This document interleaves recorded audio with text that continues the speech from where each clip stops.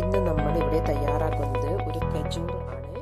ഇത് ആവശ്യത്തിന് മധുരവും നല്ല ക്രിസ്പിയുമായിട്ടുള്ള ഒരു സ്നാക്കാണ്. കുട്ടികൾ എല്ലാം ഇത് വളരെയധികം ഇഷ്ടപ്പെടുന്ന ഒന്നാണ്. ബേക്കറിയിൽ നിന്ന് വാങ്ങുന്നതിന് പകരം നിങ്ങൾക്കിത് വീട്ടിൽ പറ്റുന്നതാണ്. മിക്സിയുടെ ഒരു ജാർ എടുത്ത് അതിനകത്തേക്ക് 1/4 കപ്പ് പഞ്ചസാര ചേർക്കുക. പഞ്ചസാര നന്നായി പൊടിച്ചെടുക്കുക. ഇപ്പോൾ പഞ്ചസാര നന്നായി പൊടിച്ചെടുത്തിട്ടുണ്ട്.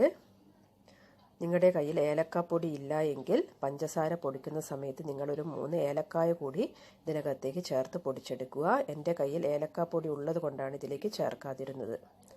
ഇതിനകത്തേക്ക് 2 മുട്ട പൊട്ടിച്ച് ചേർക്കുക. മുട്ടയും പഞ്ചസാരയും നന്നായി ചേർന്ന് വരുന്നവരെ ബ്ലെൻഡ് ചെയ്തെടുക്കുക. എന്നിട്ട് മാറ്റി വെക്കുക. ഒരു കപ്പ് എടുത്ത് അതിനകത്തേക്ക് 2 കപ്പ് മൈദ ചേർക്കുക. ഇതിലേക്ക് 1/2 കപ്പ് റവ കൂടി ചേർക്കുക. റവ വറുത്തതോ വറക്കാത്തതോ ഏത് വേണമെങ്കിലും നിങ്ങൾക്ക് യൂസ് ചെയ്യാവുന്നതാണ്. ഇതിലേക്ക് 1/4 ടീസ്പൂൺ ഉപ്പും 1/4 ടീസ്പൂൺ ഏലക്കായ പൊടിച്ചതും 1 ടേബിൾ സ്പൂൺ ഓയിലും 1 ടേബിൾ സ്പൂൺ ഗീ കൂടി ചേർക്കുക.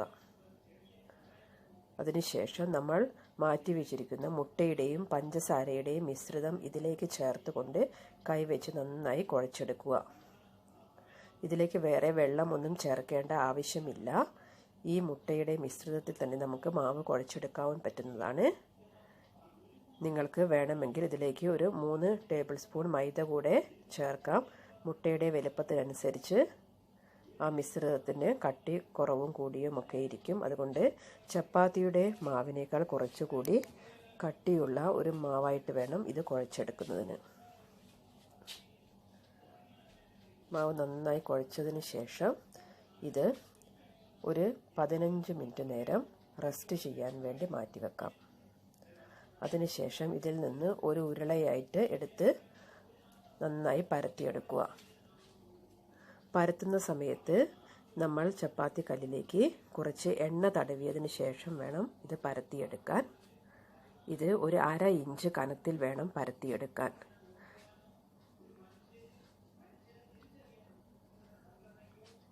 നന്നായി വെർട്ടിക്കലായിട്ടും ഹൊറിസോണ്ടലായും ഇത് കട്ട് ചെയ്തെടുക്കുക. ഇതിൻ്റെ അരികെല്ലാം കട്ട് ചെയ്ത് നമുക്ക് മാറ്റി ബാക്കിയുള്ള മാവ് കുഴയ്ക്കുന്നതിൻ്റെ കൂട്ടത്തിൽ കുഴച്ചെടുക്കാവുന്നതാണ്.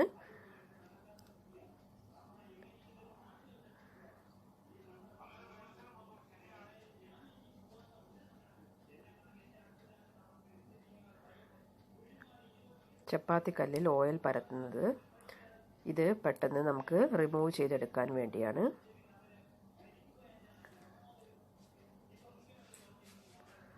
ഇപ്പോൾ മാവ് ഞാൻ കട്ട് ചെയ്തെടുത്തിട്ടുണ്ട്. അതിനുശേഷം ആ നൈഫ് ഉപയോഗിച്ച് അതിന് മുകളിൽ ഒരു ചെറിയ വെട്ട് കൂടെ ഇട്ട് കൊടുക്കുക. ഇത് വെട്ട് കേക്കിൻ്റെ ഒരു മിനി വേർഷനാണ് ഈ ഖജൂർ എന്ന് പറയുന്നത്.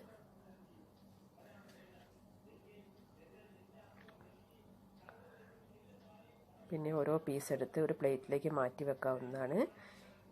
ഈ വിധത്തിലാണ് ഞാൻ വെട്ട് ചെയ്തിരിക്കുന്നത്. നിങ്ങൾക്ക് കാണാവുന്നതാണ്. പ്ലേറ്റിലേക്ക് മാറ്റി വെച്ചിട്ടുണ്ട് എല്ലാം.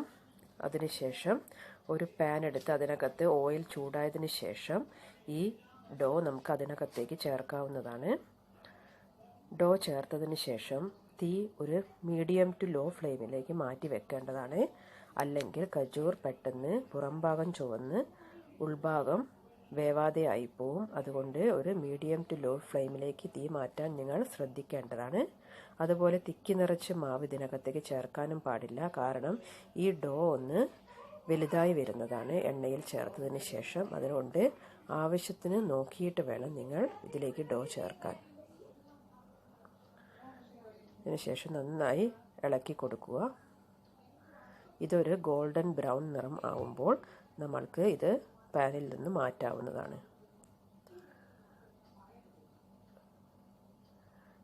ഇപ്പോൾ നല്ല ടേസ്റ്റി ആയിട്ടുള്ള ഖജൂർ ഇവിടെ തയ്യാറായിട്ടുണ്ട്. ബാക്കിയുള്ള മാവ് കൂടി ഞാൻ ഇങ്ങനെ തയ്യാറാക്കി എടുത്തിട്ടുണ്ട്. കണ്ടാൽ തന്നെ അറിയാം നല്ല ടേസ്റ്റി ആയിട്ടുള്ള ക്രിസ്പി ആയിട്ടുള്ള ഖജൂറാണെന്ന്. കുട്ടികളെല്ലാം ഇത് വളരെയധികം ഇഷ്ടപ്പെടും. ബേക്കറിയിൽ നിന്നും വാങ്ങുന്ന ഖജൂറിൽ ആകുമ്പോൾ ബേക്കിംഗ് സോഡയും മറ്റും ചേർക്കുന്നതാണ്. നമുക്ക് വീട്ടിൽ തന്നെ ഇതൊന്നും ചേർക്കാതെ തന്നെ ഹെൽത്തിയായി തന്നെ ഉണ്ടാക്കിയെടുക്കാവുന്നതാണ്. നിങ്ങളെല്ലാവരും ഇത് വീട്ടിൽ ട്രൈ ചെയ്ത് നോക്കണം. ഇത് കട്ട് ചെയ്ത് നോക്കിയാൽ നിങ്ങൾക്കറിയാം, ഉള്ളത് കണ്ടാൽ തന്നെ